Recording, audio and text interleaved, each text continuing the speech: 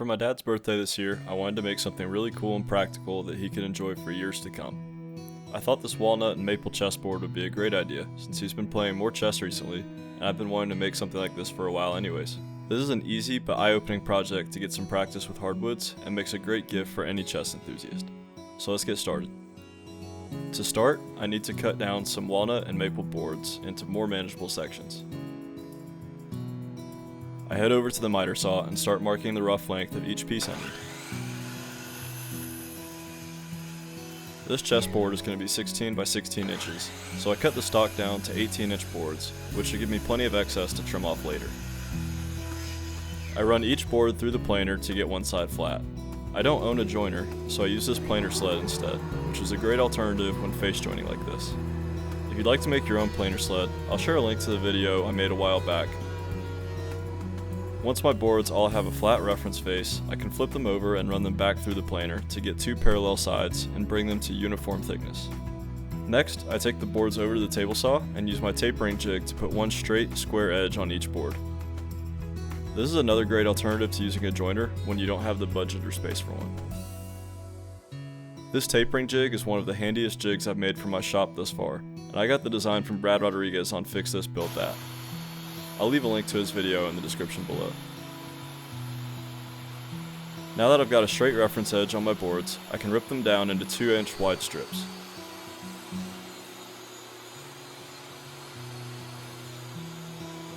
For creating strips like this, I really like using the micro jig gripper tool.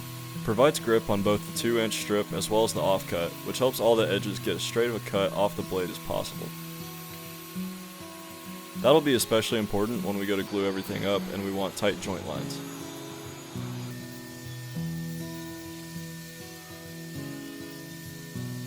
I run a thin bead of glue on each strip and use my homemade parallel clamps to keep them aligned and as flat as possible.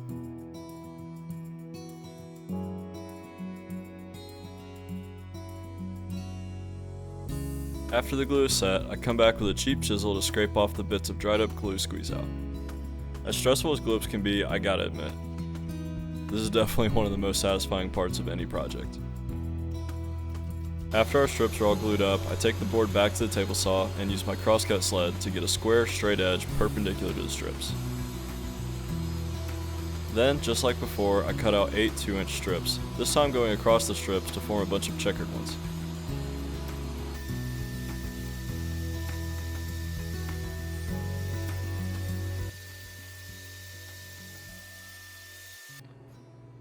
Well, I was cutting these strips for the chessboard and all of these turned out great, as you can see. But of course I had one of them just split right down one of the little walnut squares. So that kind of sucks, but it's a clean split. Nothing wood glue can't fix, just a little bit of extra effort and time and we'll be back in business.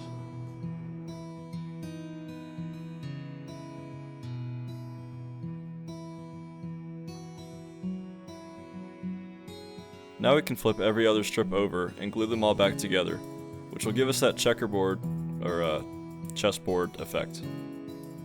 I clamp up 2 sets of 4 strips rather than all strips at the same time. The reason I do it this way is because I only have a 13-inch planer. Ideally, each of these halves would end up being the same thickness and they'd have no bow, there wouldn't be any raised pieces, etc. But in practice, it's easier to just run them back through the planer to get them back to the same thickness and then continue on with the final glue up. When I glue up the 2 halves to make the final playing surface, I take extra care to keep the board as flat as possible by clamping the joint on either end, and then using a mallet and scrap to hammer the joint into as flat a plane as I can get it.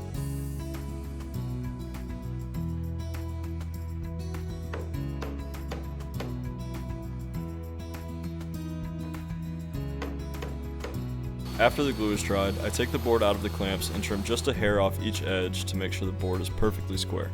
Because the board is so thin, which is intentional to account for wood movement, I glue it to a piece of 1/2-inch plywood, which adds some rigidity and weight to the board. This will also help flatten out the playing surface as much as possible. I use some of these old weights to hold the board in place while the glue dries, but I would recommend also clamping the corners and edges if you do it this way. As you can see, I had to come back with a bit more glue and clamp the corners down. This didn't really have any effect on the end result of the chessboard, but it was a bit of an annoying and kind of a time waster.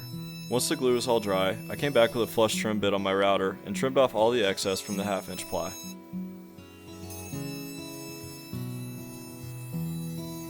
Then, off camera, I quickly made 4 edge pieces out of maple and gave each one of them a 45-degree cut on either end. This will give us miter joints around the board, which look really nice and clean and help tie the board together. I start by gluing on 2 of the edge pieces and then come back with the other 2 pieces after. I find doing it this way makes it easier to get the miters perfect, as I can cut the second pair of edges down to the perfect width to fit in between the first 2 edge pieces. Next, I come back with my trim router and just put a small round over around the whole board to give it a smoother profile. Then I sand everything down to 220 grit to get it nice and smooth. I finished the board using this 100% pure tung oil, which gives the chessboard a nice amber finish with a subtle sheen.